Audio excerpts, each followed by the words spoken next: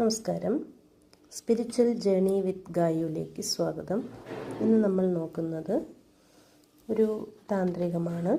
ഈ താന്ത്രികത്തിൽ നമ്മൾ നമ്മുടെ വീട്ടിലെ എല്ലാ നെഗറ്റീവ് എനർജികളെയും മാറ്റി നമ്മുടെ വീട്ടിലെ ധനവരവിനും എല്ലാ കഷ്ടപ്പാടുകളും മാറുന്നതിന് വേണ്ടി ലളിതമായി ചെയ്യാൻ പറ്റുന്ന ഒരു താന്ത്രികമാണ്. ഇതിനാദ്യം നമ്മൾ എടുക്കുന്നത് ഒരു ചില്ല് ഗ്ലാസ്സാണ്. ഈ ചില്ല് ഗ്ലാസ്സിൽ നമ്മൾ ആദ്യം കുറച്ച് വെള്ളം ഒഴിക്കണം.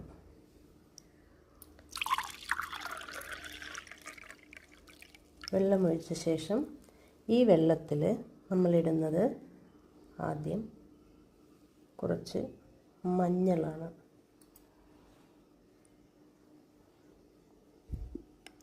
ഈ മഞ്ഞൾ കലക്കിയ വെള്ളം നമ്മുടെ വീട്ടിലെ എല്ലാ നെഗറ്റീവ് എനർജികളെയും മാറ്റി പോസിറ്റീവ് എനർജി കൊണ്ടുവരാനും അതുപോലെ തന്നെ വീട് ശുദ്ധമായിരിക്കാനും നമ്മുടെ കടബാധ്യതകളൊക്കെ മാറിപ്പോവാനും നമ്മൾക്ക് എന്തെങ്കിലും ധനതടസ്സമുണ്ടെങ്കിൽ അത് മാറിക്കിട്ടാനും ഈ മഞ്ഞൾ വെള്ളം നമ്മളെ സഹായിക്കും.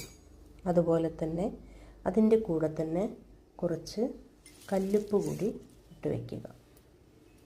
ഈ കല്ലുപ്പ് കൂടി ഇട്ട് വെച്ച് ഇതിനെ നന്നായി ഇളക്കി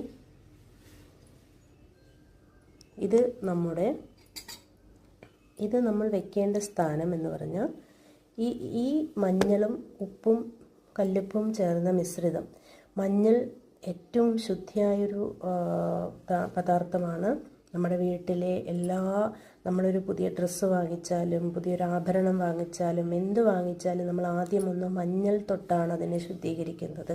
അതുകൊണ്ട് തന്നെ മഞ്ഞൾ ഇതിനെല്ലാത്തിനും നല്ലൊരു റെമഡിയാണ്. അതേപോലെ തന്നെ ഇതിൽ കല്ലുപ്പിടുന്ന സമയത്ത് വീട്ടിലുള്ള എല്ലാ നെഗറ്റീവ് എനർജികളെയും അത് വലിച്ചെടുത്ത് നമ്മുടെ പോസിറ്റീവ് എനർജി നമ്മളിലേക്ക് കൊണ്ടുവരുന്നു.